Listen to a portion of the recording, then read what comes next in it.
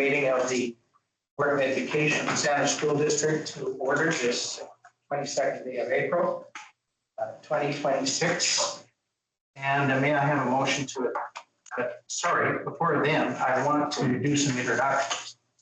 The business can wait a moment while I acknowledge that we're meeting tonight on the traditional lands, territories of the Wasanich people who have lived here, learned from, and worked and cared for these lands for many thousands of years. And we make this acknowledgement with respect both to recognize the Indigenous presence, culture, and history in this area, but also as a gesture to encourage reconciliation. We're pleased to have management with us tonight. To my left, Superintendent of Schools Dave Everwin. To my right, Secretary Treasurer Reed. Melanie Pass, Assistant Superintendent. Peter Westhaver, Assistant Superintendent. Director of Instruction, Alina Takar. And Executive Administrative Assistant, Lee Glancy, over here. From partners, we're represented by Ms. Shannon Geronis, the President of the Saanich Teachers Association. Mr. David Mark from the Saanich Administrators Association. I don't see anyone here from COPAX, the district PAC. Yes, Megan is. Megan, oh, there it is. Thank you, Megan.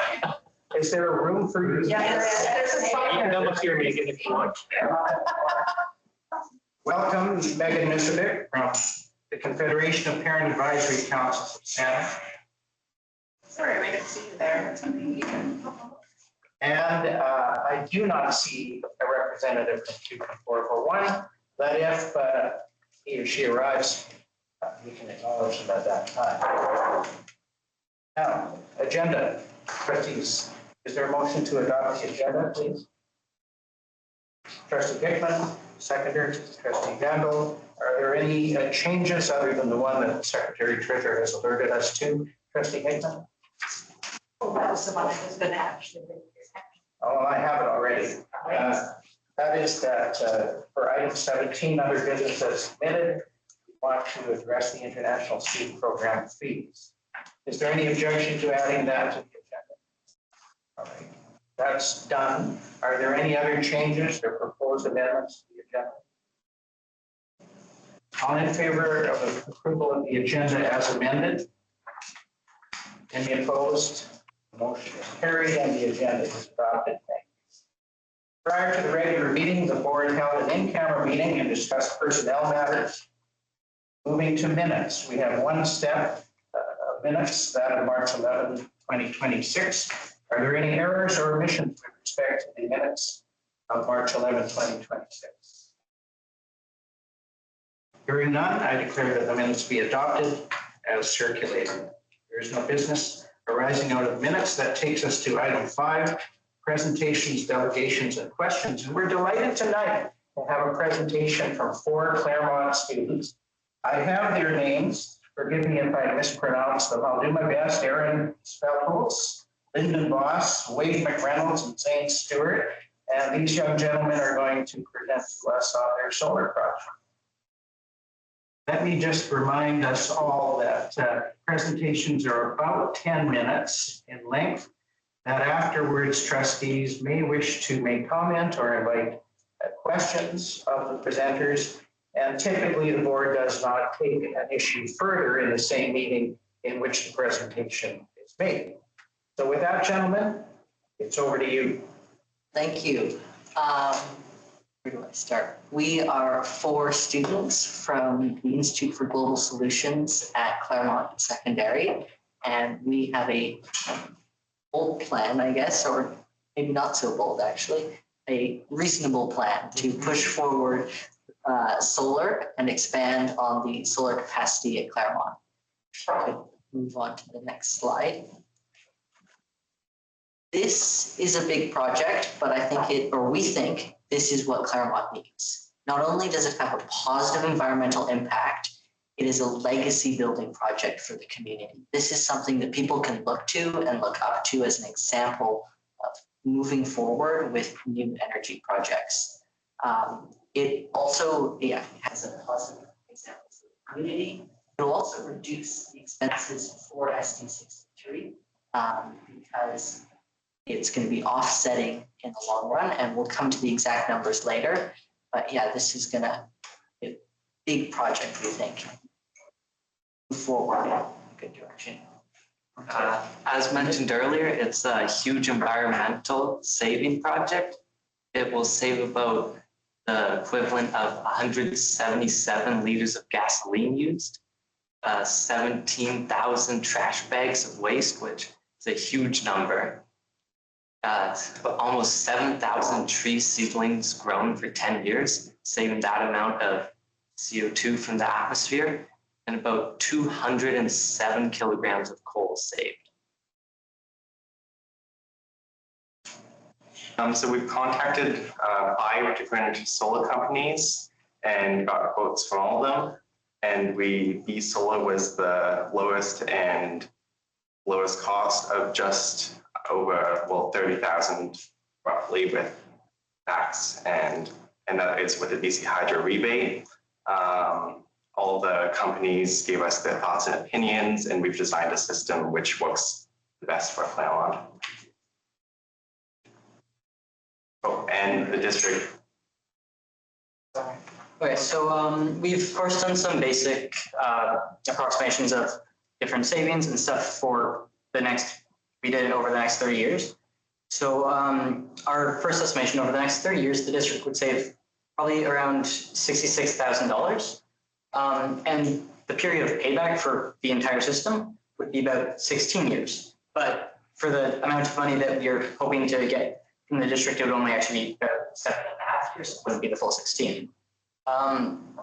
So we're also, of course, looking at other methods of funding, one of which being different fundraisers around the school. Like Claremont every year, the Institute for Global Solutions runs one called the CC 350. It's the biggest fundraiser from that major program, and they've already put their thing of where all the funding coming from that will be going towards this project too. And we're hoping to get some others from around the school too. Can I just add on to that? We are expecting 10 grand from the district, and Mr. Mitchell, Dr. Mitchell, teaches in the program, he's already spoken with some people and has some funding coming our way towards this project. We don't have exact numbers yet, but it's down the path. You know, we're working on these, and they should be coming soon. Thank you. Are you ready for any questions or comments from trustees? I don't want to cut you off if there's anything more you wish to say first. So, I think trustees, yes. do you have any questions for the presenters? Trustee Hickman. Thank you, Chair. Thank you very much for your presentation, and I love your enthusiasm and the fact that it's student-driven. That's really excellent. I did have a question on, it was either your second or third slide where you showed amounts of items, so fuel, garbage, that was it. Just wondering how you came to those numbers. What were your metrics on that? Those were provided to us by B Solar, the installer company. They emailed us a full report, and they actually came out to Claremont and did an assessment. Oh, okay, excellent. Thank you. Thank you, Trustee Hickman. Others? Trustee Manuel. So the solar panels and the costs that you have to put these solar, how many solar panels will that provide for the money that you're looking at? Do you know? Around it's 30 panels was the quote, and they're quite large panels. Compared to residential panels, they're almost double the size. Okay, all right. Thank you. Trustee Vandal and then Trustee Hickman. Yeah. Thank you. I have a question about the solar panels. How long would they last? And is there any upkeep? There's no real upkeep on them, and they're like the warranty is 20 to 30 years for different parts of it, but they last like up to 35 or 40. And I would just like to add on that point, there is currently a solar installation on the school that was funded by the first CC 350. And they were pretty primitive by today's standards, installed in 2012, and they are all still functional. Yeah, currently what we have up there is 15 100-watt panels. Yeah, they're still working just fine. Trustee Hickman? Thank you, Chair. The summer months are going to be the largest collection of solar energy, and yet they're also the month where we use the school boost. What's the process for storing that energy to be used in other periods?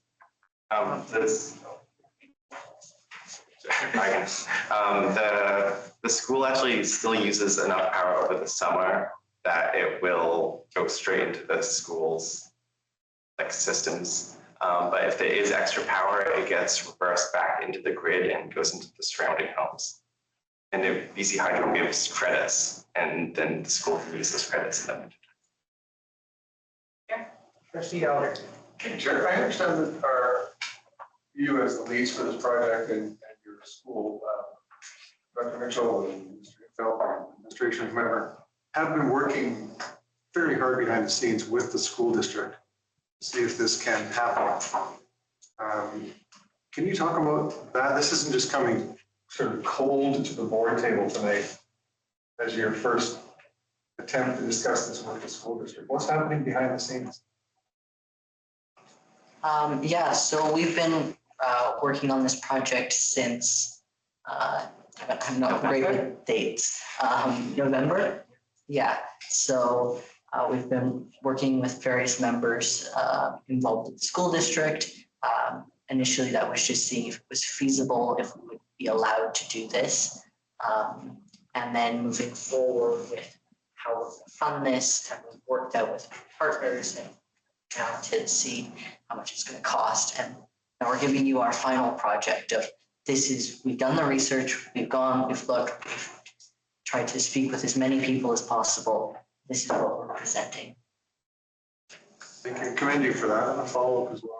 It's not exactly a follow-up on that question, it's somewhat different, but we've seen students come through and out of IGS to their lives to follow. Are you feeling that, any of you, that there's a sort of a life path emerging through your work in this domain, through your work with the Institute for Global Solutions, perhaps a post-secondary pathway? Or is this alongside your other goals in life, or just sort of more like a project? How inspired are you to make this something you continue to work on? So actually, I'm planning once I get out of high school for post-secondary, looking at different types of engineering degrees and STEM degrees. And one major thing I am looking at that I looked at a bit before I actually came into high school, and now considering a lot more that I've done the IGS program, is doing a lot more environmental and green energy work when I go into engineering. Aaron, do you have a? Well, I feel like a lot of IGS students, like the program really shows light on environmental issues. And I would say most of our peers in IGS are going into environmental based future careers, including myself. Yeah, it's we all feel very passionate about this project. Yeah, I mean, I'm not too sure what I want to do with my life yet, but definitely IGS has helped me find that helping the environment is a big part of what I want to do in life. Yeah, and for myself, I want to be an architect that focuses on environmental issues and making buildings that can have a better impact on the world around us. That warms our hearts. Thank you for sharing. Indeed, it does. Secretary Treasurer has a question. Actually, a comment. I just wanted to comment that this team has been working with Director of Facilities Rob Blum on this project for quite some time. So Rob is very excited about the project and has no concerns with its installation on the school. And last week at the Finance, Facilities and Technology Committee, there was a recommendation coming forward for the district to contribute $10,000 towards this project out of the annual facility grant plan. So that recommendation is coming forward tonight for the board's approval, and it's later on the agenda. Isn't that exciting? Assistant Superintendent Pass. I would just like to commend you all. I love the way that you all shared a role in this and the project as well as presenting to us. And I'd just like to draw the board's attention to something that will come up later in the superintendent's report, that Aaron Spaltholz was actually recognized for his work at Skills BC Provincials in electronics. And so he won a silver. So just while you're here, in case you're going to run away afterwards, I just thought I'd acknowledge you and your work, since we may be talking about you when you're already gone. So congratulations. Very good, thank you. I suspect you're all pretty accomplished. I have a question for you, if I may. How did the four of you get together on this project? Were you friends? Was it just a class? Something drew you together? So I was actually from the group originally, but back in grade 9, Mr. Neufeld challenged them to see if there could be solar panels on the roof and a design for them before they graduate. And they presented, I presented a different project and tagged along a little later, but presented at the second annual Inspire conference hosted by Vic. And that was an amazing opportunity. And Neuf said in that conference that what he had expected to happen in 3 or 4 years happened in 3 or 4 months. Anything else, trustees, before we let these gentlemen go on their way? Trustee McMurphy. Well, I don't have a question, I just have compliments. Thank you. It's so gratifying, so rewarding to see you four as an example of what goes on in our schools. We sit here, we don't often see that, and particularly not in the gracious and brilliant way that you've brought to me. Thanks. Thank you, and let me reiterate that theme that Trustee McMurphy was expressing. First of all, thank you on behalf of the board for taking the time to come here and to explain your plan and this project to us. As you can tell from the feedback and questions, the board and the staff is very interested in this. And it's exciting to know that we're going to be considering giving you some funding for this as well. So as Trustee McMurphy said, and as you can tell from the questions from the trustees, this is why we do the work. This is everyone in this room is committed to the kind of results that you're showing, and it is really gratifying. We're pleased that you could come and help us with this. So thank you very much. As I indicated earlier, feel free to stay. I don't know why you would, but you can stay, leave, whatever you choose. Thank you very much again.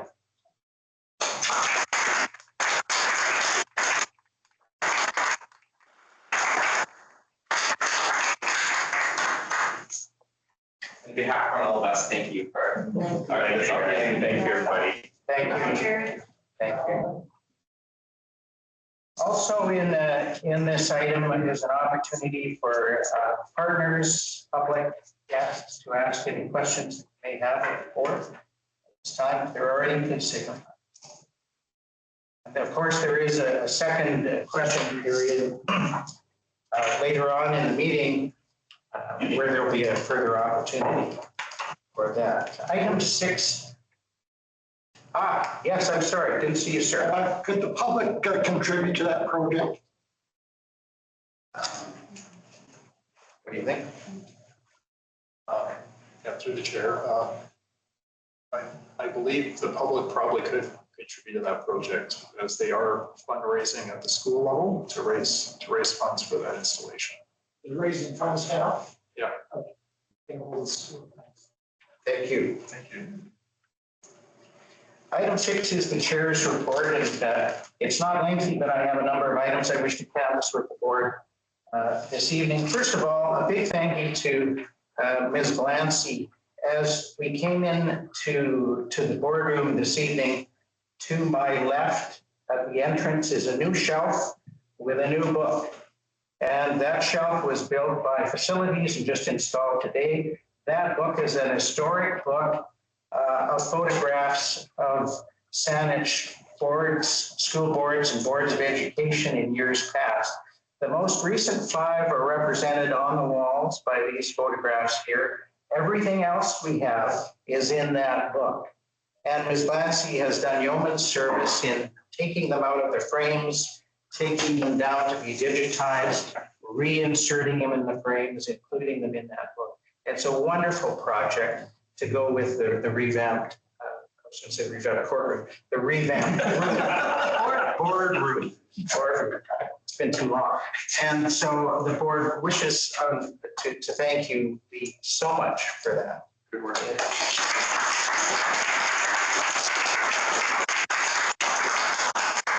And if you have an opportunity before the evening is out, I'd encourage anyone who can to have a look at that or come in another time when it's convenient. Have a look. It's fascinating. Trustee McMurphy knows all the names. Trustee Elder knows almost all. Back to 1901. Second, the BC School Trustees Association just held its annual general meeting, April 9 and 11 in Vancouver, under the theme Public Education Matters, which is in anticipation, of course, of local school board elections next October. It was a good one, and a detailed report will follow from our BCSG provincial councillor, Trustee Van Well, later in the meeting. In the world of budget development, for developing the 2026-2027 preliminary budget, the board's consultation processes continue. The Budget Advisory Committee met on April 8th, and we can expect a report through Trustee Elder, the chair of the committee, later on in the meeting to do with that. The student voice sessions on budget are ongoing. I had the privilege of attending an Indigenous session and a non-Indigenous meeting at Stellies this week. And there will be one at ILC on the 28th. I know that there's been one at Claremont. I think there's one at Parkland tomorrow. And zonal trustees are attending those, of course. Secretary Treasurer Reid has lost count, I think, of the number of times that he's presenting the plans for the budget process. And we thank him for this. The community budget meeting was held on April 15. The Indigenous Education Council, which will also consider budget issues, will be held next Monday, April 27. And of course, the board's special budget meeting, a public meeting, will be held on May 6. Trustees will recall that on April 18, we adopted this motion that the chair and zonal trustees meet with local municipal partners to discuss the promotion of affordable family housing as it relates to school population, and that this would be included in the annual draft advocacy plan. To that end, we met with Sydney in January and with Saanich in the South Zone in February, and on April 20, Trustee Elder, North Zone Trustee, Secretary Treasurer Reid, and I met with the North Saanich folks. Trustee McMurphy wasn't able to join us at that time.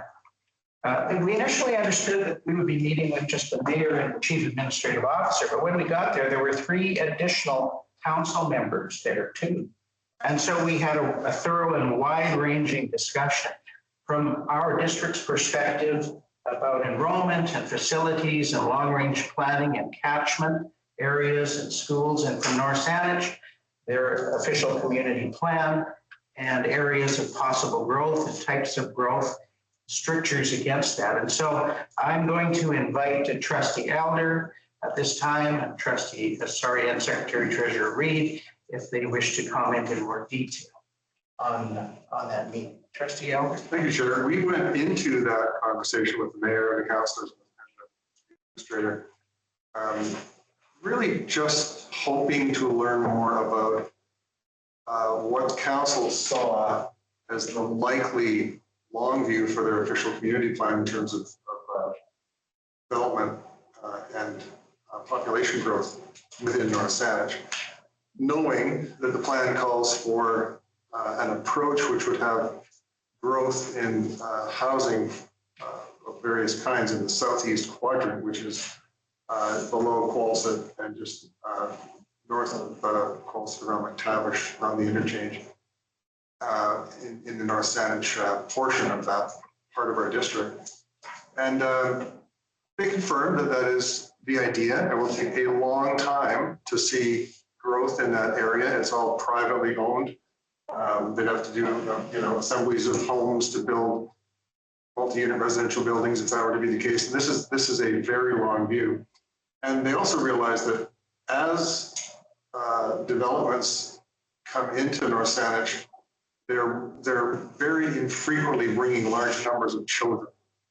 Their focus tends to be more on seniors, which is understandable because that's the population that tends to be moving in that direction.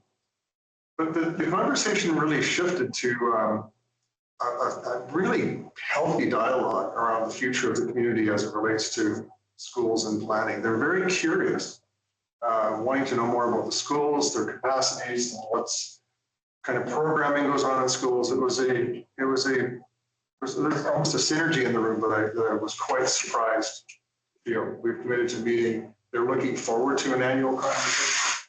They have questions about how they can help us in our planning. We had questions into the same thing, like how can we help you in your work? So there were very few specifics which emerged, other than a sense that we should not have an anticipation of large numbers of families with children moving into North Saanich, as we would expect, even with the intended growth in that southeast quadrant. But the health of the relationship was something that was very clear out of that conversation. Invitation to have ongoing dialogue and annual dialogue in a mutual interest, with a mutual interest focus. So I took great encouragement from that. And I think we did also get the answer to our question of how much growth do we expect in terms of student population in the coming years. A concern to us, since most of their growth planning is around Qualset, which is full and popular. But I don't think have to worry about that pressure coming, because their plans will be very slow unfolding and may not be as focused on accessible, affordable housing as we might have hoped. But still, it was a good conversation. Appreciate the chance to have it. Thank you, Trustee Elliott. Secretary Treasurer. Summarize the conversation very well. I have nothing to add. Thank you. And then our final meeting with the central zone, Central Saanich, has yet to be confirmed, but of course, Trustee Hickman and Secretary Treasurer Reid and I, as the zone trustees, will be attending that in due course. With respect to pre-election times, I participated with the superintendent today in a joint sector call all about the election. It was long. It was detailed. It was technical. In fact, it was sponsored by the technical Municipal Elections Technical Advisory Committee. And there were representatives there from the Ministry of Education and Childcare, from Elections BC, from BCSTA, and from Harrison Company lawyers. And the discussion focused largely on resources and legislation and amendments to legislation and the various roles of the ministries.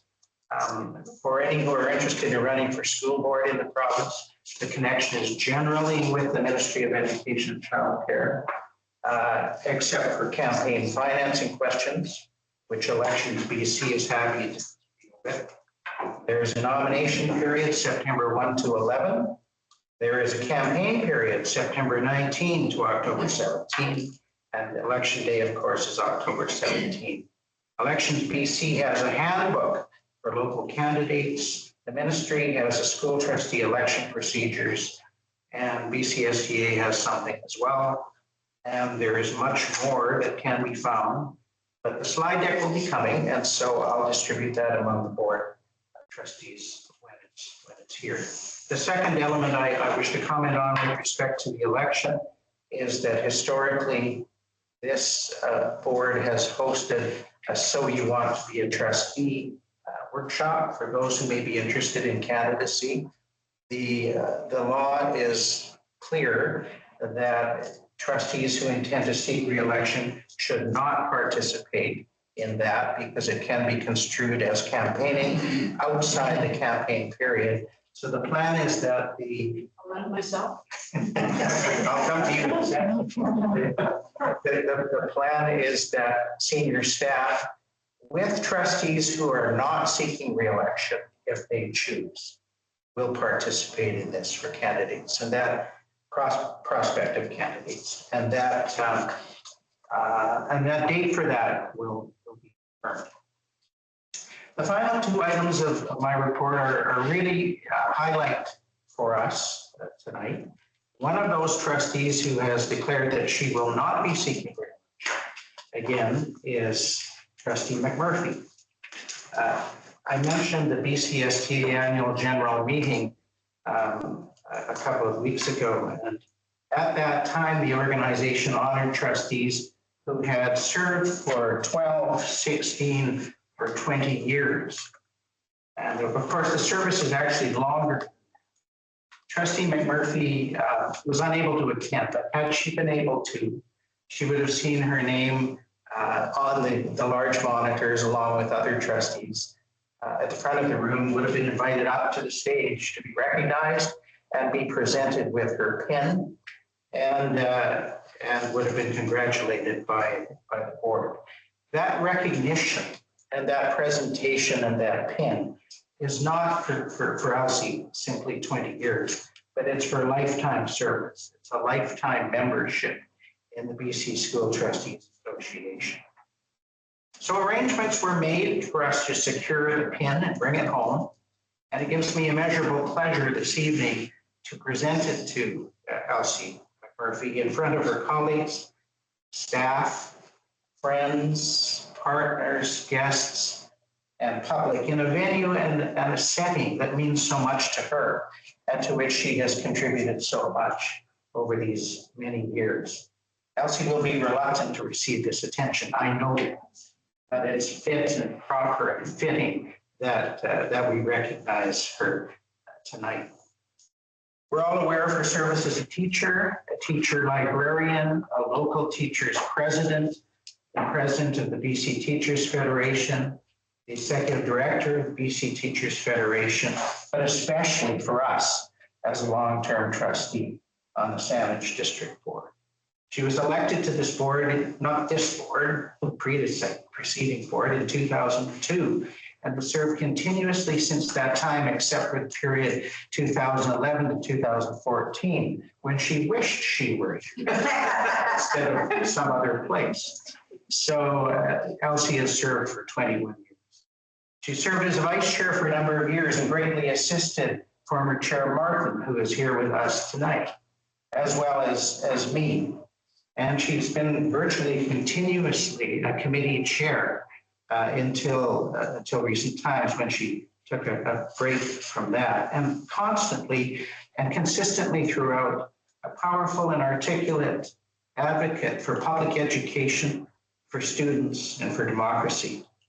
Elsie's been a mentor to all of the trustees with whom she has served, and she's consistently demonstrated the highest standards of public trusteeship in her service to this board. The card that accompanies the pin says this: thank you for your years of service as a public education champion. And I can't think of a more apt summary for Trustee Elsie McMurphy than that. We'll be honoring her further, and again, of course, towards the end of the term. But on behalf of the board this evening, I'm so privileged on behalf of the board and the public education community, both in this district and in the province, to present her, our special colleague and friend, with this lifetime membership pin from BCSDA. Elsie, if you could join me. Lifetime leadership, sounds like a lifetime sentence. Thank you. And there's another chair here too, Marion Reimer. Yes, there she is. Thank you. Thanks very much. Thank you. It's easy to work for public education. Don't go away because the chair's report isn't done. Oh. And the final part of this is going to be led by the current STA president, Shannon Tronitz. Shannon, would you like to come up here? Make your presentation, please. Thank you, Chair. And I realized that usually I type these things out and I enlarge them. Forgot to enlarge them today, so I'm going to have to be like, there, what I wrote. It is my pleasure to speak on behalf of the Saanich Teachers Association in regards to trustee. Firstly, I'd like to share that at the BCTF AGM in March, the SVA acknowledged Elsie's significant contributions to public education locally and provincially to the 700 delegates that attended, which prompted a standing ovation. The Saanich Teachers Association.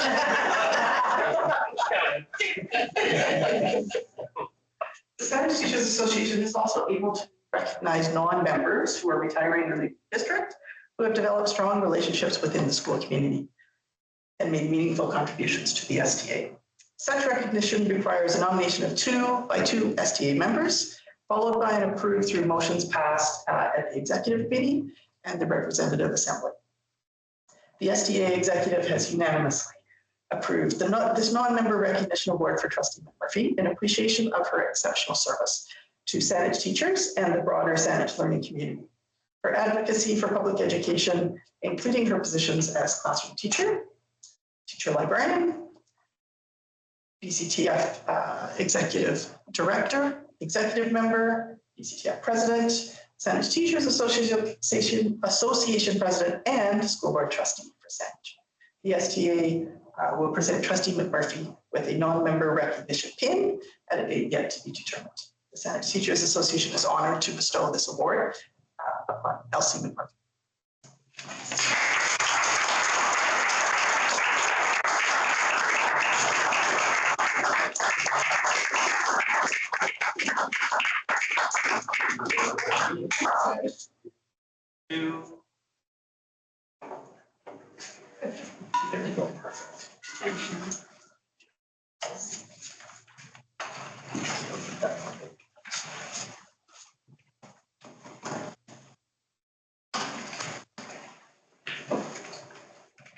Thank you. And that completes the report from the chair, and we'll turn then to the report from the superintendent. Thank you very much. Next, take a little comment. Oh, yes, if you wish, by all. I just want to say thanks to everybody. As I said, it's really easy to work for public education. I don't think there's a more important service that our democratic society offers than the opportunity for every kid in the province to have that benefit, to that opportunity to learn and to improve and to contribute to his or her country and society. It's just such a bedrock, I think, of a healthy community to have a good public education system. And I think we have one in Saanich. Thanks, everybody.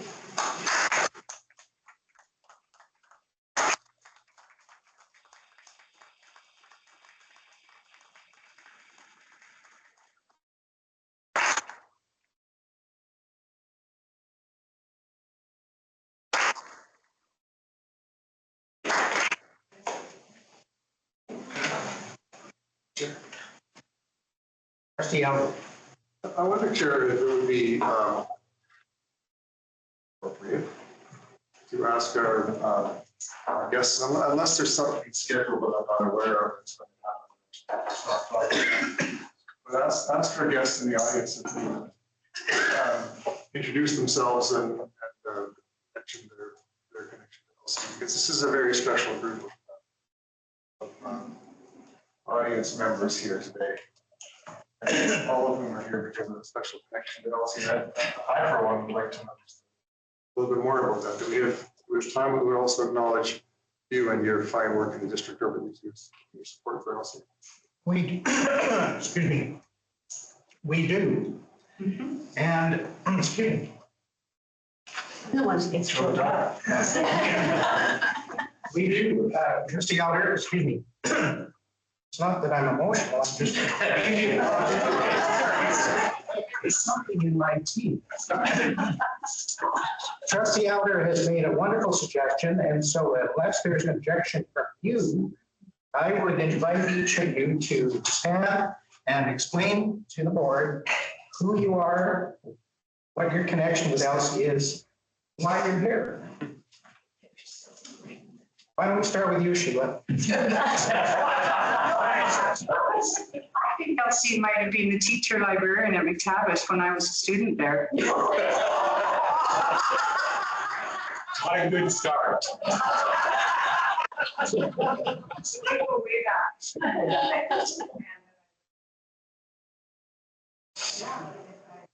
I've known Elsie a long time. We're neighbors, sort of. Yes, wonderful, wonderful person, colleague, mentor. I'm Sheila. No. I'm Victoria Martin, some of you know me. I was on the Spanish School Board for 7 years, 6 years as chair, with Elsie as some of the vice chair. And before that, I was COPAC's president and sat at this table watching Mary Lynn Reimer as chair and Elsie and Kevin Elder and a number of people work through some very complicated things with the ministry and advocate for public education in the most exceptionally skilled way. And thought one day, I just want to be like them and do some of this work. And so it was a real pleasure to work with Elsie, and she held me up and worked us through, and really part of her interactions with all of us was the importance and the foundation of public education and what we as Saanich need to hold, which is our incredible relationship with our partners. And it really comes down to integrity and our relationships. And Elsie walked that walk every single day. And I'm just so grateful.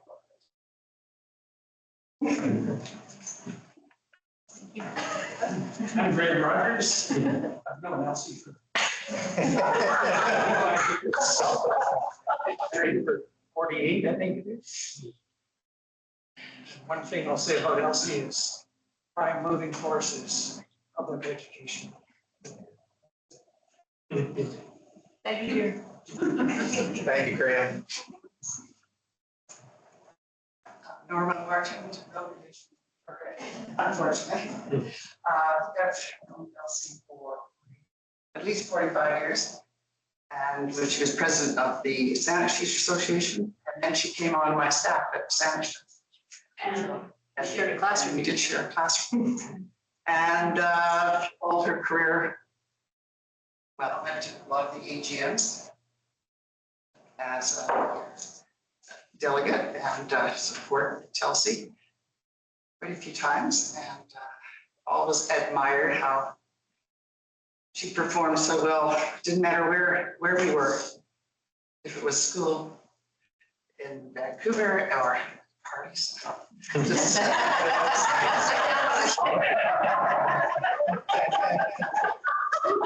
knew it.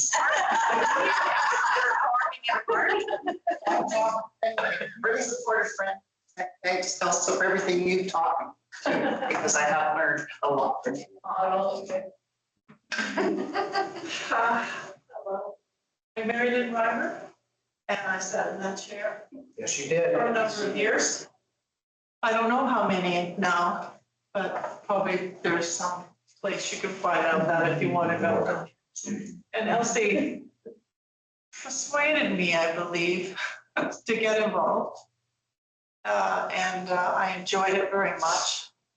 And I've had people say things to me like, oh, you helped us, or I learned things from you. And I'm just really happy to be here tonight. I remember the by-election that brought you here. Hasn't seemed that long ago. Thank you. Yes. I'm the guy in the back, and it's almost election time. And you wonder how you get to sit in your seats. The sad thing is we lost 2 trustees to breast cancer. We're at Jane Galately's service. And a few of the people like Elsie were bugging Marion to run. She said, Marion says, go talk to Kirby. He wants to travel the world. So Elsie comes over to twist my arm. She said, Kirby, it's only 2 hours a week. I said, Elsie, now I know you're a liar. Thank you all for contributing to our recognition of Elsie tonight and for taking the time to come out and honor her in this way. And I really appreciate the board indulging me and us in this little exercise. Absolutely, of course. Could we have one more round of applause for our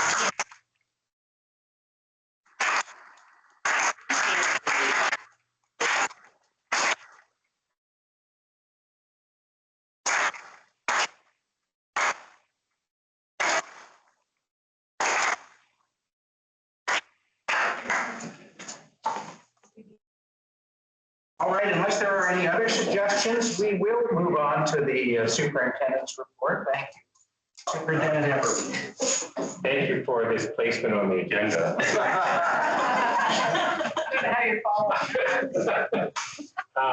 I first want to start off by saying I've had a relationship with Elsie for 38 years. She has had one with me for 9.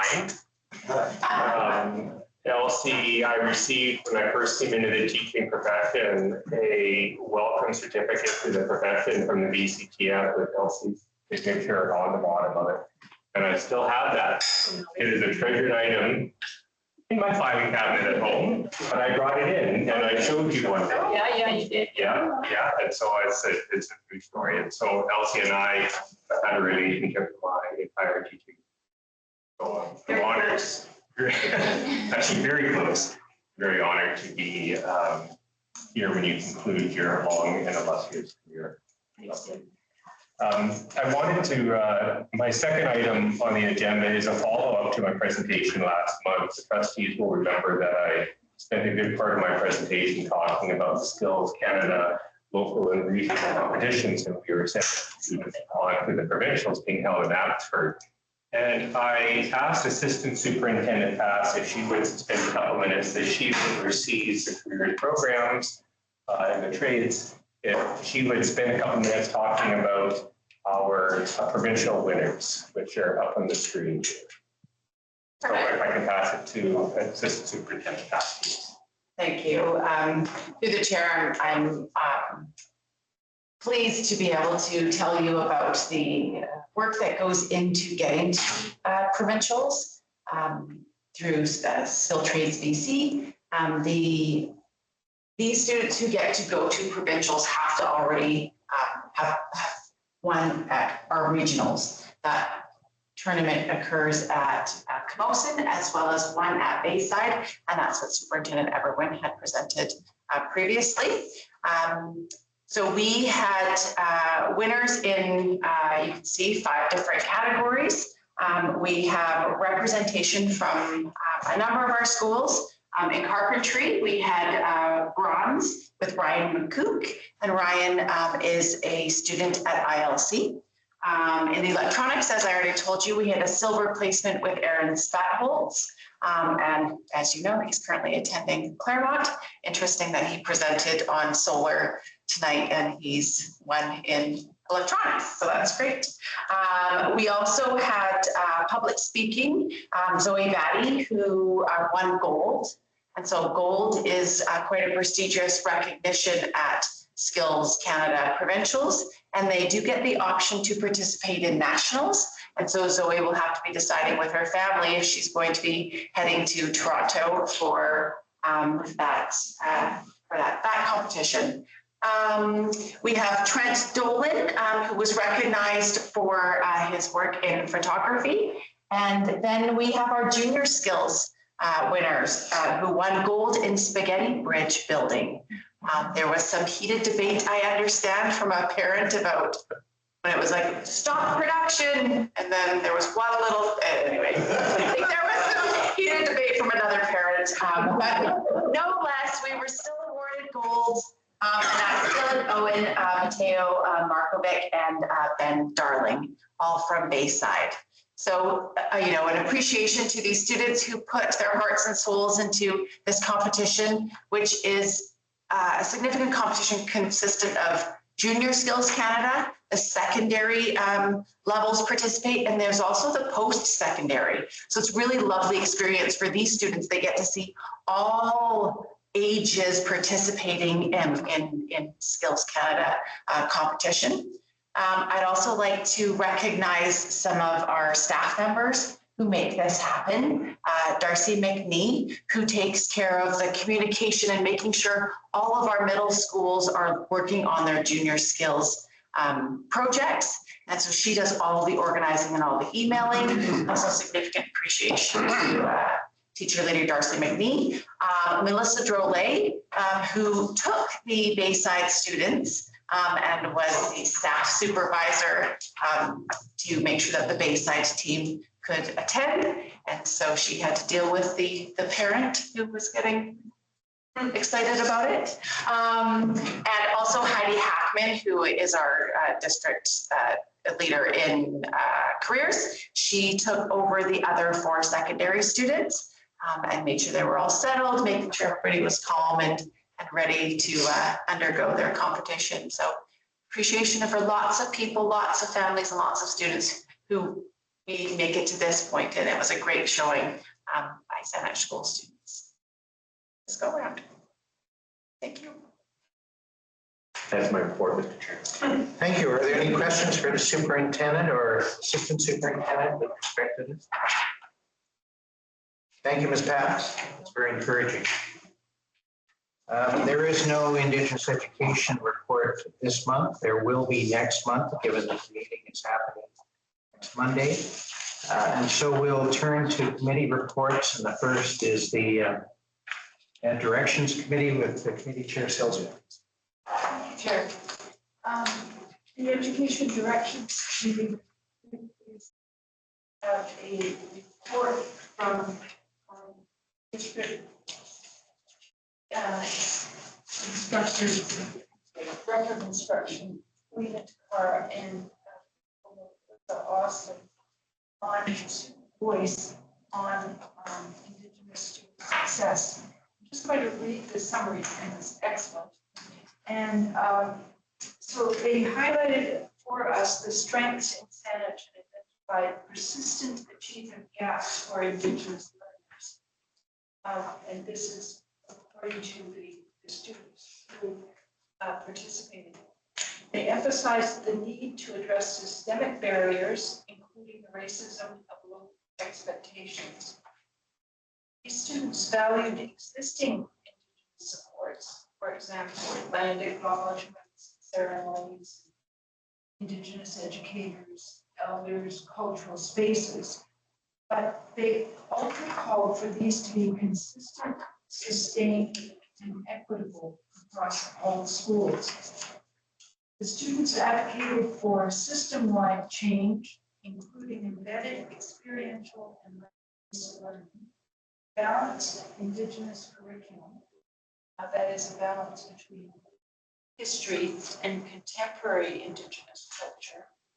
And they spoke about needing clear education, reporting, and accountability to address racism, particularly online.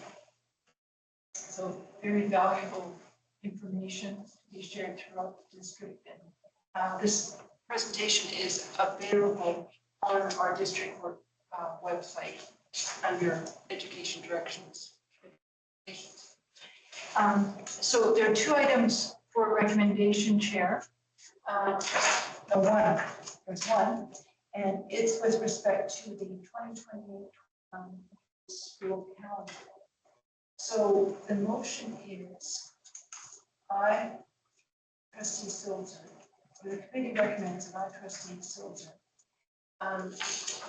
move as per board policy 17 with respect to public consultation, that the board forward the 2028-2029 draft school calendar for public consultation for the period of April 23rd, 2026 to May 21st, 2026.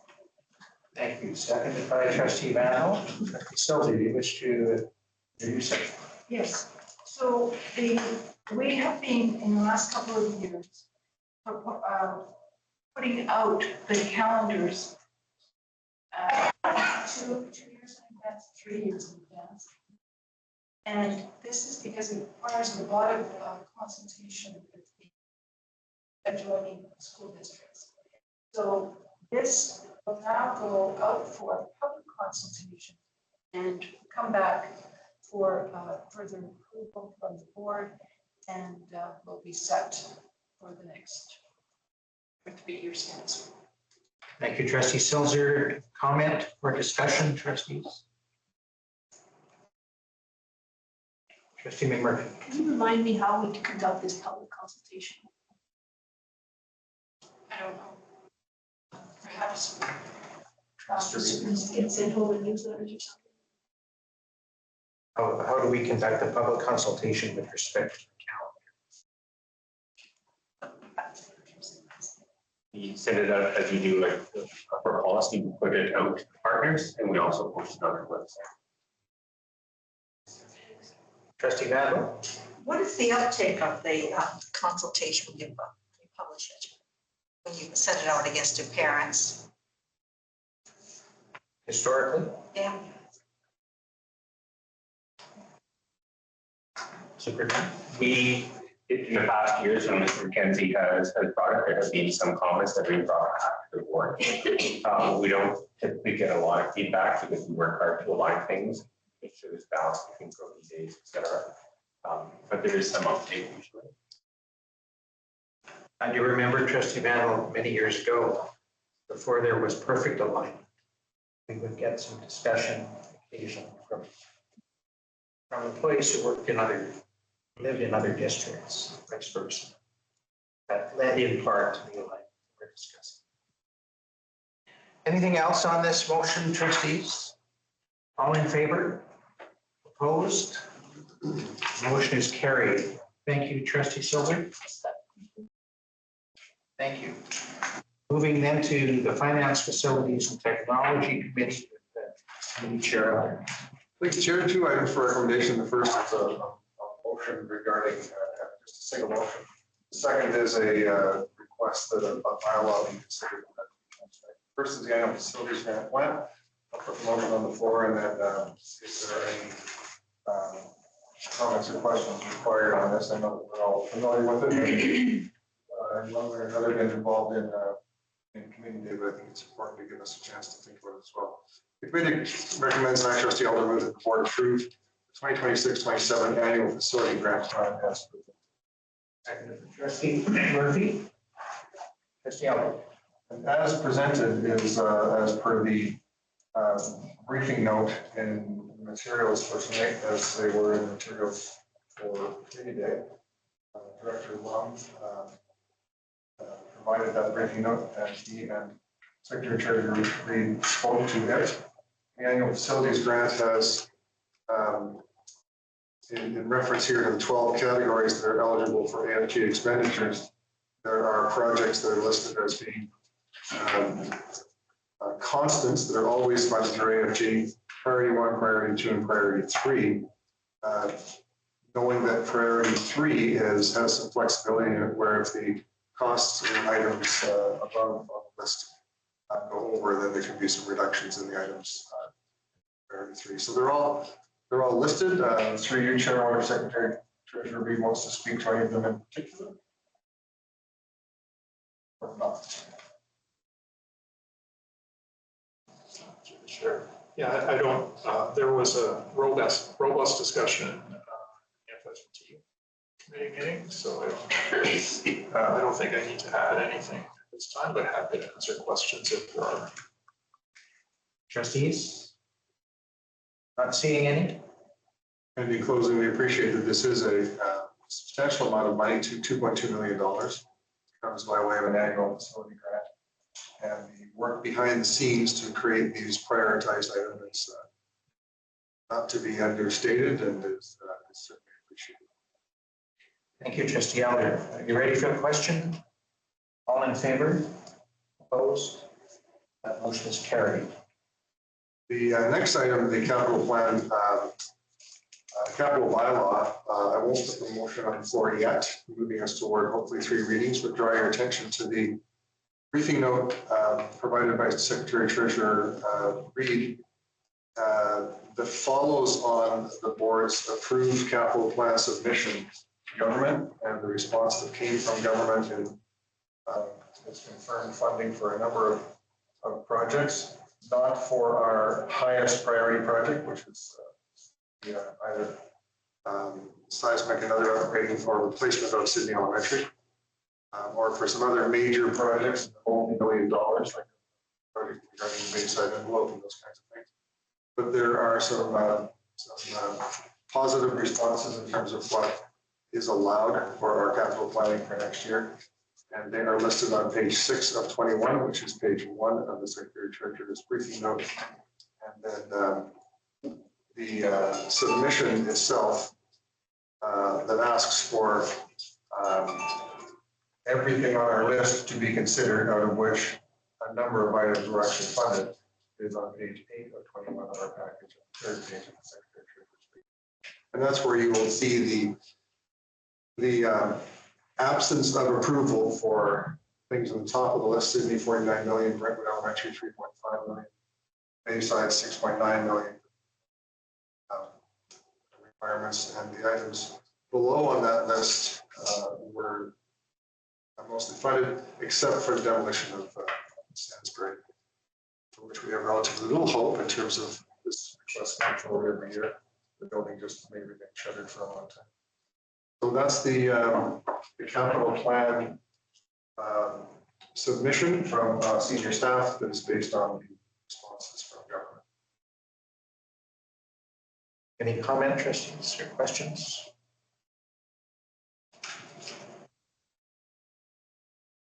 Go ahead, trustee Elmer, if you like. The committee recommends, and I trustee Elmer move that the board approve the first reading of capital plan bylaw number 282627-CSC630. Seconded by trustee Hickman. Any comment, question, or discussion? All in favor? Opposed? The motion is carried. The committee recommends that trustee Elmer move that the board approve the second reading of capital plan bylaw number 2027-CPSD 63. Seconded by trustee McMurphy. Any discussion, trustees? All in favor? Opposed? It's carried as well. The committee recommends that I trustee Elmer move that the board approve the reading of the capital plan bylaw 2026-CPSD 6301 at this board meeting for a third time. Is there a second? Trustee McMurphy. Trustees, you'll recall that in order to complete the third reading, pass and adopt, this vote must be unanimous. Before we call it for the question, is there any discussion, comment, or question? All in favor? Any opposed? I declare carried unanimously. The committee recommends that I trustee Elmer move that the board approve the third reading, pass and adopt capital project bylaw number 2026-27-CPSD 630. Seconded by trustee McMurphy. Discussion, trustees. All in favor? Opposed? Carried. Thank you, Chair. The two items for information are worth commenting on and seeing if there are any comments and questions around the table, Chair, if it's okay with you. They do link closely together. The report from the Budget Advisory Committee is provided. The main piece of work that needs to be considered with regard to budget planning, including that sits in front of the Budget Advisory Committee, is the facts package prepared by Secretary Treasurer Reid, supported by Director Sinaglia, which has been in front of the board a number of times, including in its iterations over time, including the current one. And it does tie in the fiscal forecast, especially as it relates to this year's underspend as a contributor to next year's budget and the ongoing reserve amounts that are rolling from year to year and also contribute to annual budget planning.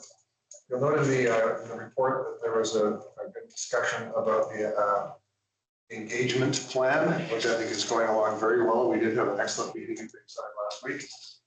We've had excellent meetings with students in terms of student voice. I know the Secretary Treasurer continues to remind partners and other reps that they're not only invited to, but requested to provide input to Budget Advisory Committee and to speak directly with the Secretary Treasurer anytime they want. It was a very generous offer at the end of the public meeting last week to say anybody who wants to talk to me anytime about any of this, just contact me and we'll get together. Generally speaking, not a lot of uptake on that kind of invitation, but it's a very important one to make. People feel invited and heard and know that there is efficacy when they provide opinions that they're listened to. So we do know that the feedback that's coming in is currently particularly focused on two things. One is what are people's thoughts on the proposed reduction in revenue measures that have now been out in front of people for a while, the reduction in the number of teachers and sides to align with the staffing ratios of other regional schools, and the reduction of custodial time to align with the maximizing the square footage as allowed for under our agreement with QB 441, as well as revenue, which aligns with reductions because it's a positive for the budget. In this case, revenue from the fees for bus transportation, and then a one-time moving over of revenue from the contingency fund from the unrestricted reserve to make up for the gap between what will be collected next year and what will be collected in future years against transportation, as well as moving some of the costs from the operating budget to targeted grants for some teacher and AP time. So the list of reductions in revenue considerations has been clearly up in front of people. We're asking for responses, and we have not heard back, you must not do that, or even any real concerns expressed. So we appreciate that people understand the need and understand how hard it is to come up with these ideas, and that these are, the best of the pack lot in terms of ideas. It also, we then focus our attention on the fact that with a $1.4 million challenge next year, we've found all but $175,000 by way of reduction of revenue. We put in front of every meeting, what are your best ideas about that $175,000? The student voice meetings today at Claremont, for example, one of the tough questions that first came up first from one of the students was, well, what are your thoughts on this? Like, give us something that you think we should be talking about. And we had to just say, we don't have. The 175,000 we need is a pure open question. If we had ideas, we'd say, how about this, how about that? But we're out of ideas when it comes to that amount. And we've said we don't want to just sort of default to a place where on May 6th, we say, let's just take it from the contingency. We'd like to find a way to bridge that gap. And we're still waiting to hear the best ideas on either reductions or revenue generation that can allow us to do that without hitting the reserves for that. But that is kind of a fallback position if needed. But we look forward to, even over the next while, with our discussions with Indigenous Education Council, budget advisory on the 27th, budget advisory on the 30th, the results of the survey. There's a management team discussion tomorrow. There's still more student conversations to have. There are probably still partner reps coming to the Secretary Treasurer saying we have an idea, how would you like to hear it? We hope that we can find a way to get that challenge down to zero from the current net challenge of $175,000. The other element of our planning, which is buried in these documents that we talk about a lot, is that we do have, in addition to the $1.5 million problem next year, which is really an unfunded inflation problem, we have an ongoing $2 million structural shortfall that we believe, this is where it relates to the fiscal forecast, will be covered by this year's underspend on our budget. I always appreciate that the district at the end of the year has an underspend. I'm not sure if everyone does. People say, if you're going to have that much money left at the end of the year, why didn't you spend it? Because effective fiscal management would have you be in the positive right through to the end of the budget cycle, so that you don't hit a hole and you can't climb out of it. And if it ends up being $2 million on a $120 million overall budget, that's, for us, it's come to be expected, good management of money. And I'm glad it is, because it allows us to, as a board, decide to take that $2 million underspend and attach it to the $2 million required overspend next year. Beyond that, there's a $1.5 million challenge. That's what we're focused on in terms of these advisory conversations. And I hope that in the next 3 weeks, is it 3 weeks or 2 between now and the board's actual budget night on May 6th? Are we that close to the end of April already? In the next 2 weeks, ideas will emerge that will allow the board on May 6th to say, we support the measures as proposed that leave us the 175 short, and these other measures that would bridge the gap with that 175,000. So we'll see if those good ideas emerge over the next couple of weeks. The best of the bad ideas, the most palatable of what will not be good ideas, but hopefully we can find our way there. So to remind you all of the timeline, especially the trustees of the timeline, on May 6th, we'll have the special budget meeting to adopt, the plan is to adopt a balanced preliminary budget. And what will come to that meeting will be what you've seen so far, plus whatever ideas emerge over the next couple of weeks. And I'm hoping it will be, here are some ideas to consider that night for bridging the gap of 175,000, so that we don't have to default to a proposal to pull it from the reserve accounts. So that's an overview that I'd like to give, because I think it's important to keep it conversationally in front of us, so it's not just about the numbers, and so that we all have the same way of approaching and talking about the challenges that we have. I do appreciate that the implementation of bus fees and transportation fees seems to be better understood now in the context of it's an optional service that costs us $2.1 million, subsidizing $1.8 million out of the operating education budget. With the fee, it will come down to subsidizing $1.4 million.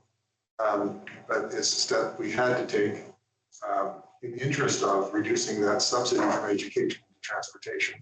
And I hope that people understand it, even as we regret having to subject our parents to that pressure. So those are my thoughts on those two items for information. And for you, Chair, for hearing any questions or comments that you might have about that, because it is crunch time. Thank you, trustees. Trustee Hicklin. Thank you, Chair. And through you, Chair, I just wanted to comment about our parent engagement evening that had the usual cast of attendees and very, very small number of parents. We did talk about doing something virtually in hopes of getting more engagement from our parent groups. And I would like to encourage the board to and executive to seriously look at that for next year. I know we didn't have time this year, but in person isn't working. Are there any comments as well as that directed to trustee Elder's question for 175,000 at this point? Or should we simply bear that in mind, trustee Elder, for the next couple of weeks? Appreciate you emphasizing that it's not just about the numbers, it's not just about the decide until we get to May 6th. There's work to be done. Can I make one more comment, Chair? Yes. We've had so many great comments come from students. And I appreciated at Claremont today, Assistant Superintendent Pass's comments to the students about the difference their input has made to procedures that the school district uses. In that case, it was in terms of how hiring practices go and kinds of questions that are asked. Students were happy to hear that their suggestions do make a difference. One suggestion that came forward today was one that we've talked about and thought about a lot over the years, which is fundraising. which is not something that we are inclined to do. We don't have a foundation the way hospitals and some school districts and most universities do. The students are wondering why not. You know, if there was some way to generate funding from the community for things that matter. And, you know, we wondered at that meeting about technology. It's important and becoming increasingly unaffordable. So if there's a $300,000 new pressure in the budget to keep schools current with technology, they're wondering, well, why can't something like that be the focus of some fundraising through a foundation? Or we say, look, the pressure in the budget is only $100,000 because we plan to make $200,000 fundraising just the way hospitals, universities, and others do, and some school districts do. So these are just ideas for down the road. But there's one for the election.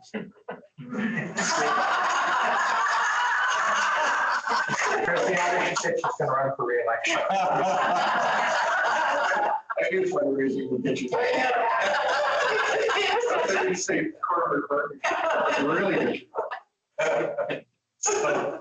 But, we do have some ideas emerging, and they're just not necessarily concrete in terms of what. Concrete's good. All right. Thank you. And that concludes my report. Thank you. Unless there are any questions for Trustee Alder. I've got a comment. That brings us back to the human patients person at the board office or wherever, however. Well, tonight when students presented and they said, oh, I like to give. And if they're not aware of what's going on, how can they say I like to give? Just a question. So you're suggesting we consider a communications We have no money, I know. officer. That's fine. Some way of doing it free. Thank you. All right, let's move on then to the Policy Development Committee with Chair Van. Chair, are we not dealing with the international students? It's at the end? That's My apologies, I thought it was under number 11. It's under, Other business. Okay. under 17. Okay. All right, then I will present my policy report. I have 3 items for recommendation. It was a great committee meeting. So I will start off with policy 18, recruitment and selection of personnel. And I'll put the motion on the floor. So the committee recommends, and I, Trustee Van, will move that the board confirm its consideration of the proposed amendments to policy 18, recruitment and selection of personnel. Second by Trustee Alder. Trustee Van. We had some minor additions to it, just to align with practice. So I will. Any other comments on the motion? All in favor? Opposed? Carried. So I will give notice of motion. I Trustee Van will provide notice at the June 17th, 2026 public meeting of the Board of Education. I move the following motion that revisions to policy 18, recruitment and selection of personnel be approved. So moving on to policy 11, indemnification bylaw. Reads, the committee recommends, and I Trustee Van will move that the board confirm its consideration of the proposed amendments to policy 11, indemnification bylaw. Seconded by Trustee Murphy. Comment, Trustee Van. Yeah, this is one that we sort of have been going back and forth on, and it has been looked at by our lawyers. And I think there was some confusion. We brought this to committee, but we resolved the confusion, and the result is this policy moving forward. Other discussion, trustees on it? All in favor? Opposed? Carried. I'll provide notice of motion. The committee recommends, and I Trustee Van will move that. Sorry, wrong one. I Trustee Van will provide notice to the June 17th, 2026 public meeting of the Board of Education, I've removed the following motion, that revisions to policy 11 indemnification bylaw be approved. Thank you. And then policy 14 appendix, the superintendent evaluation process. As the required notice of motion was provided on February 11th, 2026, I, Trustee Bamwell, move that revisions to policy 14 appendix superintendent evaluation process be approved. Seconded by Trustee McMurphy. Thank you. So this has been back and there was no comments on it. I will take note that in this copy, there were a few words in numbers 5, 6, and 7 that were not taken out, but Lee Glancy has removed them. Let her know that they were supposed to be removed. So it just doesn't make sense. D is aligned, so is reflected. That's Thank you. Any Trustee Elder, thank you. I know that the motion speaks to amendments. What's the word? Revisions. Revisions. Sorry, revisions. What's attached here doesn't show any revisions. Can I be reminded of what the substantive changes were that we are?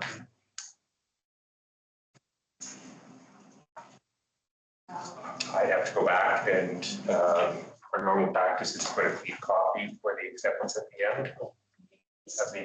I wasn't here for this one, so. Oh, I see. Okay. Yeah. So do you want to talk about Sure. that? Thank you.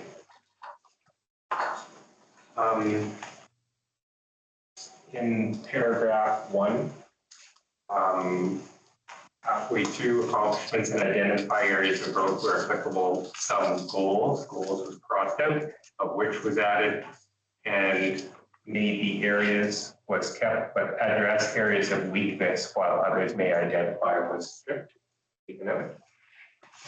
Under structure of the evaluation, the second sentence did read, the procedures for the performance review shall follow the guidelines set out in the BCFP North Guide performance planning and review of the school superintendents. Section was struck out because we don't necessarily use that. But it was shall be mutually agreed upon by the board and the superintendent. Under the guiding principles, the introductory phrase, the performance review will was added. And we changed them all to action items down below. And in the first one, we also added superintendent's performance at least once in a 4-year term rather than twice, with the timing to be mutually agreed to by the board chair and the superintendent. Some minor word and verb changes followed. We struck out fiscal management in number 3 as an example. We struck out weaknesses in number 4 at the end and put areas for improvement. Number 6, we added at the end where it says key results contained. It did say therein. We added key results contained within the enhancing student learning report. The annual progress report of student achievement. Number 7, second sentence, we started it with subsequent evaluations rather than the second evaluation. In the later term may include, including the superintendent's annual growth plan. Added. And the last one, number 9, elicits evidence to support subjective assessments was kept. And we struck out, this must be the case when the board provides feedback regarding board agendas, committee, and board. Thank you. And the is that are there are. Yes, we'll take a board. Thank you. You mentioned to use superintendent that areas of weakness came out of the preamble. Yes, it did. In the first paragraph, we took out address areas of weakness. We took that out. Okay, so it's still there. Oh, it should be struck. So that's just some goals of which may identify the areas where greater emphasis. Identify areas of growth where applicable, some goals of which may be areas where greater emphasis is required. Thank you. May I keep this email? Yes. Thank you. Other discussion? All right, let's vote. All in favor? Opposed? Thank you. The motion is carried. Thank you. Are there any questions for Trustee Van Well generally on the report? Thank you. We'll move on then to reports from trustee representatives. First is Trustee Hickman, the OPAX meeting. Thank you, Chair. So Chair Dufford and I were in attendance at the COPAX meeting on Monday, April 13th, as well as attended by Superintendent Everwin and Secretary Treasurer Reed. This was also COPAX AGM, so we did keep our reports brief to accommodate their timelines.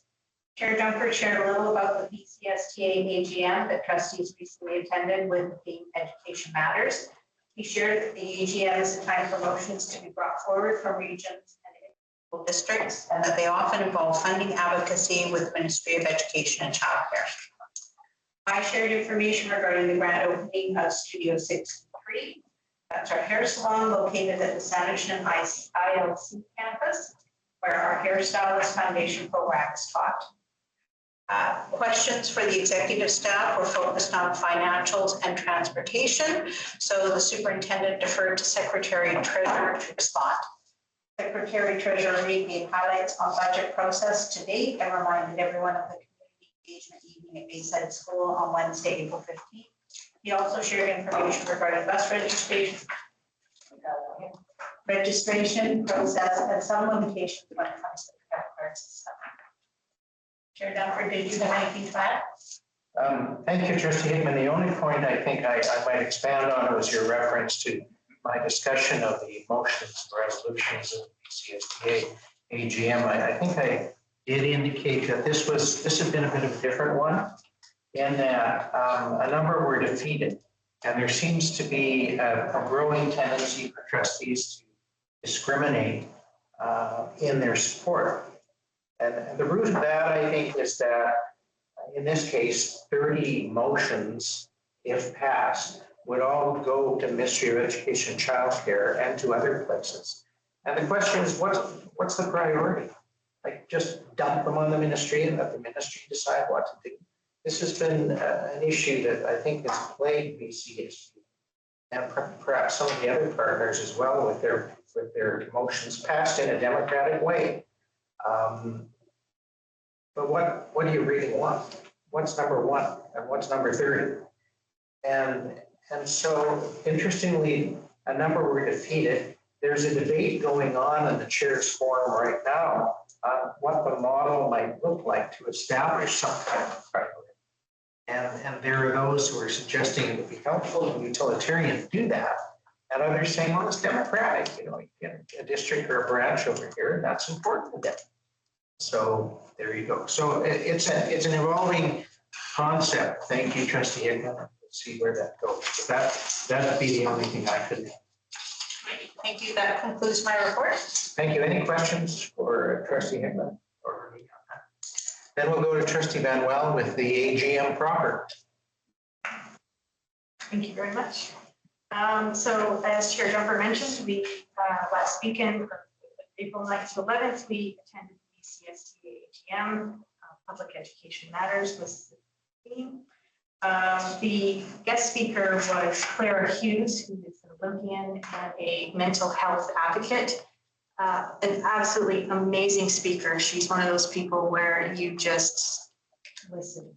And she spoke about her journey as an Olympian, what she went through, and the idea that, if I achieve these things, it'll make me happy. And when she gets to that point, she gold or bronze or silver, and she's still not happy, and what that looks like, and how she had to deal with it, and how she had help dealing with it.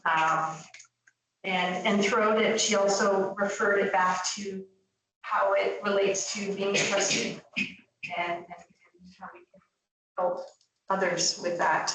So yeah, it's just an amazing, and she stayed after and spoke to so many different people. Everybody wanted to wear her medal and get pictures with her. I got a chance to say a few words. I didn't do a picture or anything. I just wanted to thank her because, you know, I remember when she came out with the Bella Let's Talk, it was an opportunity to see that other people struggle, and you don't have to, it's everybody, it can be anybody that struggles with mental health.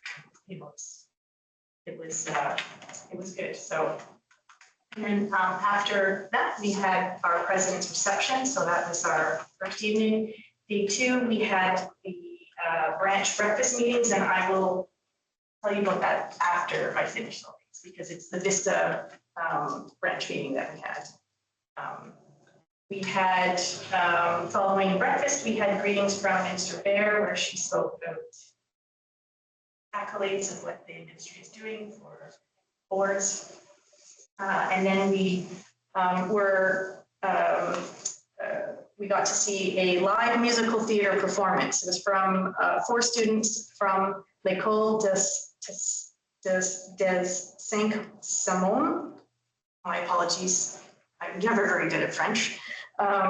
They performed 2 songs, and they were original French language. They were original French language musical songs developed over a 2-year period, involving 62 students. So it was the students and the teachers that developed this. And so they sang, they played music, they sang the songs, and they had visuals for us so that we could follow along with English, because some of us who couldn't speak French. So that was quite a delight to watch and listen to.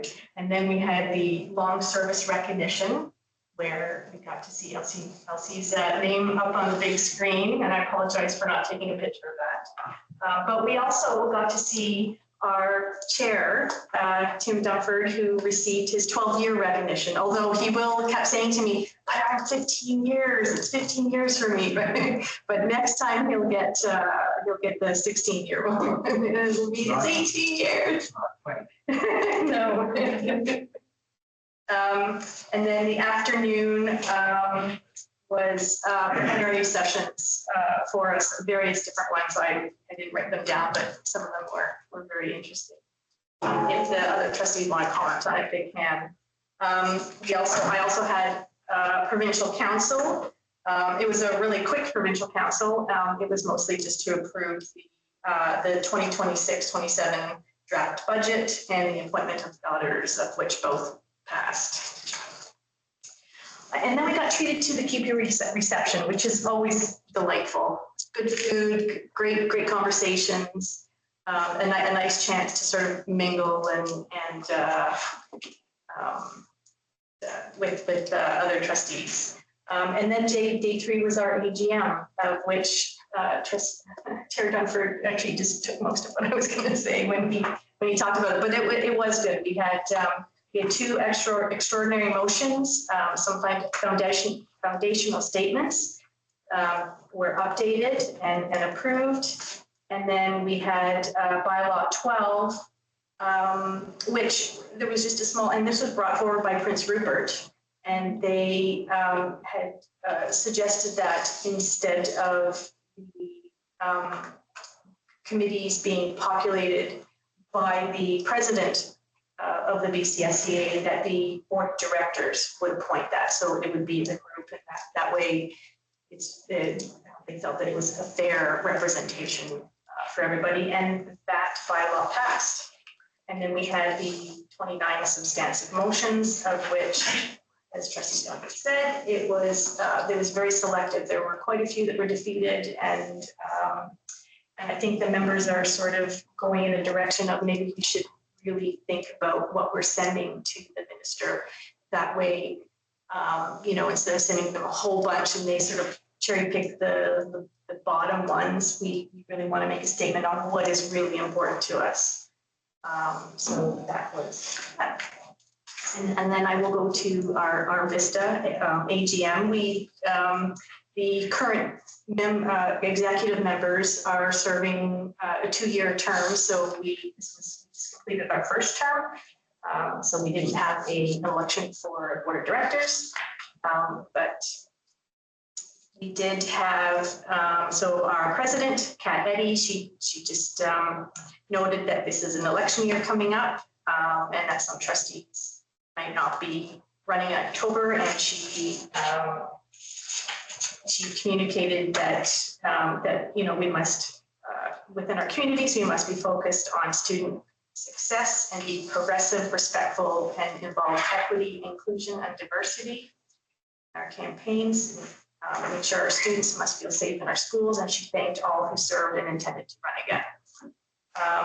The BCPC report from Eve Flynn, she noted that the most recent highlights had included, top of mind was the negotiations at the K-12 President's Council and the BCPC coming to an agreement for the provincial framework, and our BCSTA Director's Report from Catherine Zaitzoff. She spoke about advocacy updates, which included government announcements on Bill 12, Safe Access to Schools Amendment Act, ensures that students, staff, parents, and caregivers continue to access learning environments without obstruction, intimidation, and disruption of education activities. And this amendment has been extends the act until July 2028. As well, the BCSDA and the NEST have signed a memorandum of understanding that renewing the shared responsibility and commitment to First Nation learners. I'm sorry, this is a little long, and I apologize. Her report was really long too. I'm just trying to do the highlights. She spoke about the election resources on the BCST website. So if you go onto their main website, there's a 2026 election tab where you can find more information on that. She also did highlight the BC Asphalt cost pressure report. It seems to be going around and referring to that. And then upcoming dates, the CSBA trustee gathering in Whistler is happening July 5th to 8th. October is the 17th is the elections, and November 26th to 28th is the new trustee orientation. And I will end that there. Thank you. There's a lot of information. I apologize. I was trying to make it short. Well, it was a busy meeting. It was a very busy. Are there any questions for Trustee Van Wall? Thank you, Terry. And Trustee Silzer, Memorial Park Society. Thank you, Chair. I attended the Memorial Park Society Directors meeting on March 17th, and really don't think there's much that's really relevant to us at the board. I reported to them our budget process, highlights from the district. I'd ask if there were questions for you, but I suspect there won't be. Thank you. Thank you for that. We'll move to correspondence. There are two items, the letter from Central Santa Police Board acknowledging hours regarding our NIST, and then a second from Lauren Heisler of the National Citizens Inquiry. Is there any discussion with respect to either of those? Trustee Hickman? Thank you, Chair. In the letter from Lorraine Heisler, there is a request to have a delegation and do a presentation. Is that something that we should be having a motion to respond to?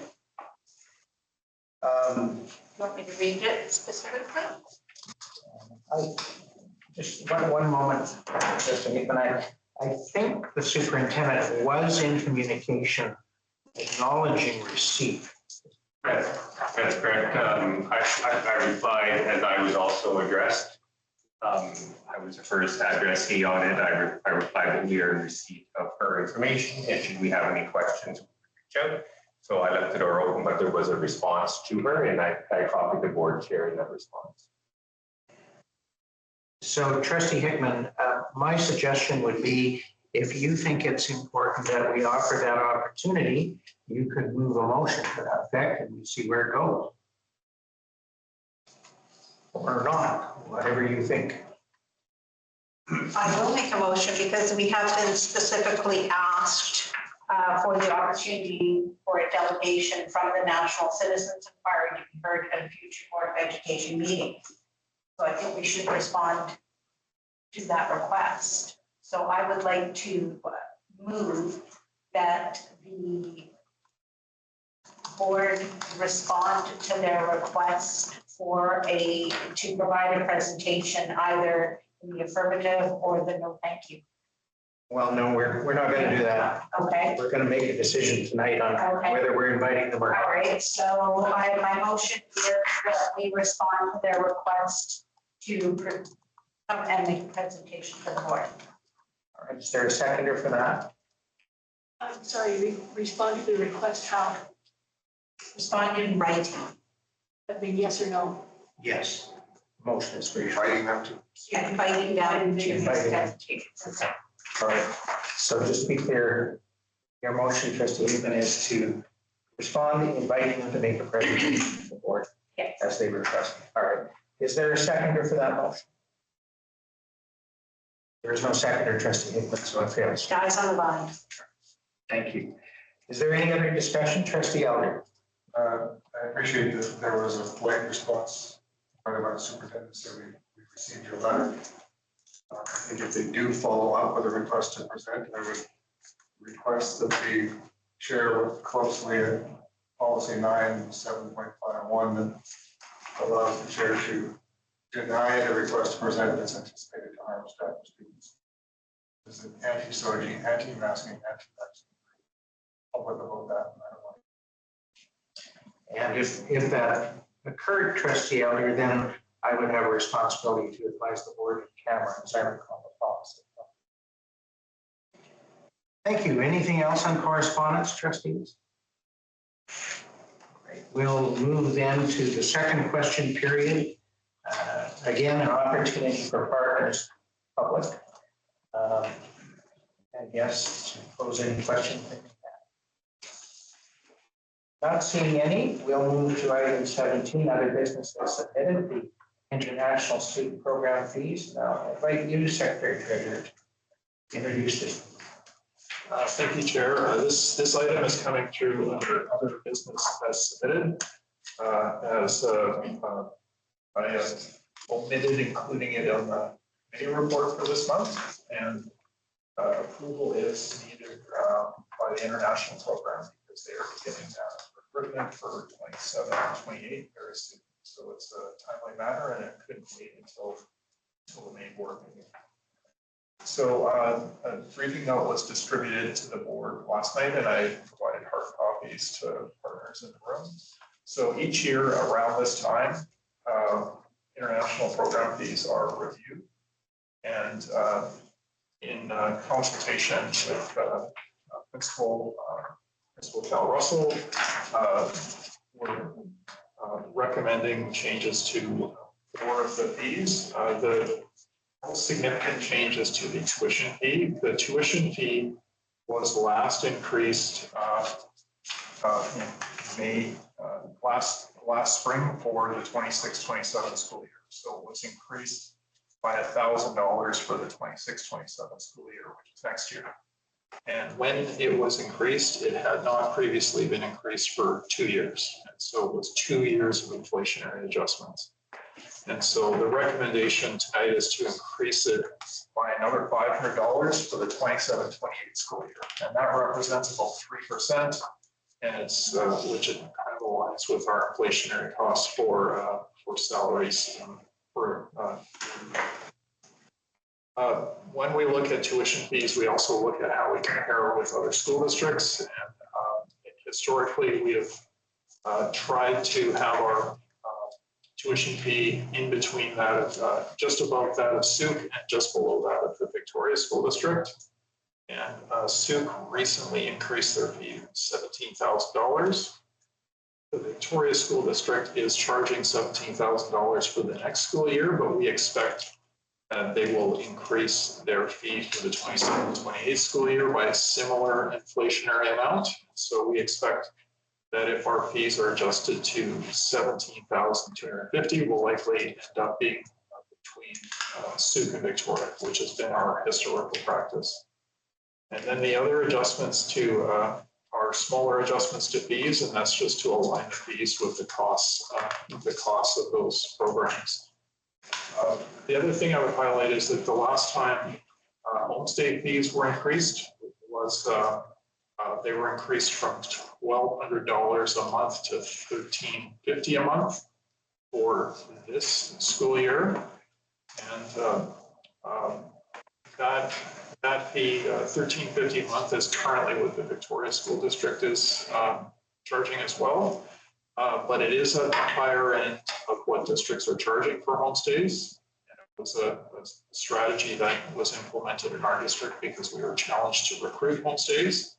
But at this time, because that fee is at the higher end of the range, we don't feel that it needs to be adjusted for 27-28 at this time. So we're not recommending that the homestay fee be changed. So at the attached to the briefing note, there's a table that shows all of the fees for the international program and highlights those that are changing, where we're recommending a change. Thank you. Before we go to a motion, are there any questions? Trustee Seltzer? Chair, through you to the Secretary Treasurer, you know what, with respect to this homestay, if it was set in 2024, 2026, what's the cost of living increase in the last 2 years? I'm just thinking that for the families who are feeding and the costs of caring for these kids, their expenses will have gone up. And it may not be attractive to them. Even though we think it's on the high end, it might not be all that appealing to them. So do you happen to know off the top what the cost of living percentage increases? Not off the top of my head, but it's the increase from 1,200 to 1,350. That was $150 on $1,200 was probably 7 or 8% increase. So it definitely covers more than a year of inflation. I think a consideration in adjusting these fees is something that the program principal and senior manager are very cognizant of.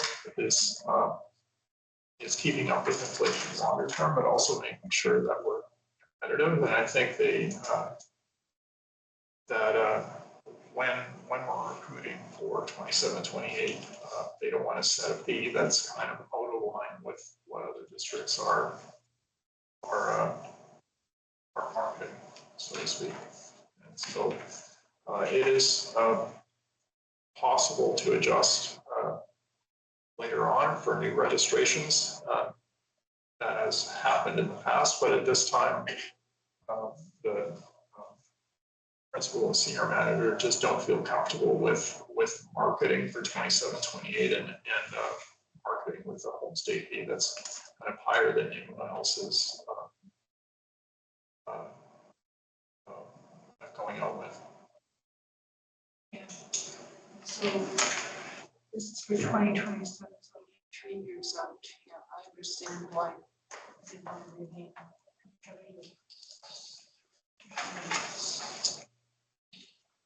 Trustee McMurphy? I was going to put the motion on the floor. Okay.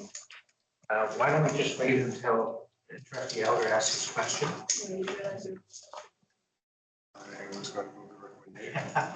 All right, Trustee McMurphy, you came first. I'll do the recommendation. All right, and you'll second it, Trustee Elder. Further discussion on the motion, which recaptures the recommendation verbatim, I think. You ready for the question? All in favor? Opposed? The motion is carried. Thank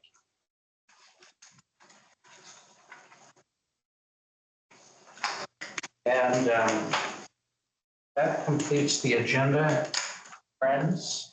Is there any objection to adjourning at this time? I have questions. Yes. This time? Well, it was a couple of items ago, but we can accommodate you. Oh, sorry, no, I'm so tired. I have two, if that's okay. Sure. The first one is, did North Saanich have any ideas what to use with Stansbury? Trustee Elder, would you like? Thank you, Chair. No. They did indicate that it is a matter in front of council to consider. In what way we have. And then with the capital plans, just thinking about climate change and wildfire smoke, our capital plans include the ability to keep kids cool and air filtered during wildfire events. And thinking about school buildings too, like, is there a heat temperature at which you consider closing the doors? Is there an air quality level at which you would consider closing the schools? You don't need to answer that now, but that came to mind when I was looking at the capital plans, just thinking about air filtration and heat. Like, as soon as the temperature goes above 21 degrees, kids, it impacts their learning. So want to make sure that in the future, this year and next year are going to be really hot, and it's only going to get hotter, like that we're thinking long-term about the temperatures of our classrooms. Thanks. Thank you. Thank you, Ms. Bissett. All right. Back to my earlier question. Is there any objection, trustees, to adjourning? Seeing no objection, I declare that we are adjourned. And enjoy the balance of the evening.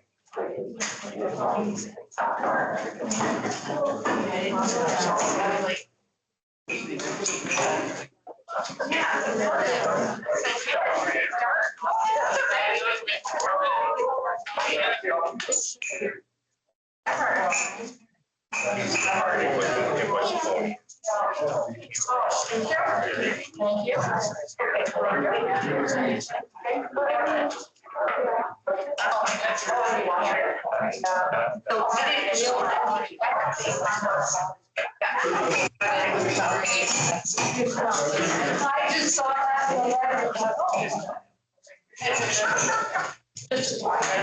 So no, I'm not told.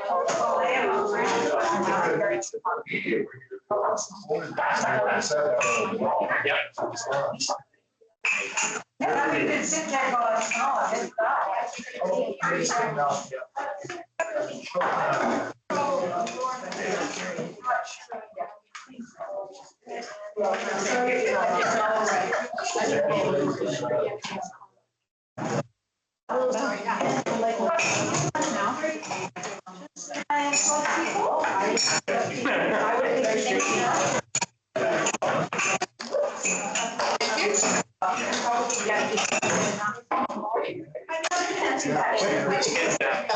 Thank you, Susan.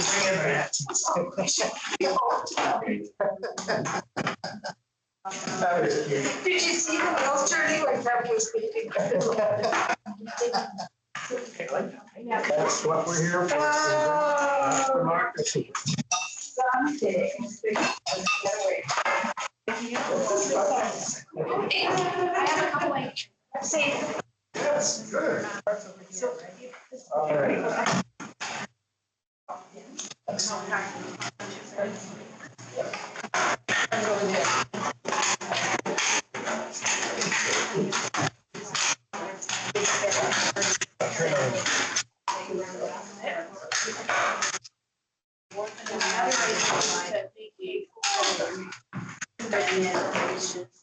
Literally make hay. Outside the boundary. Have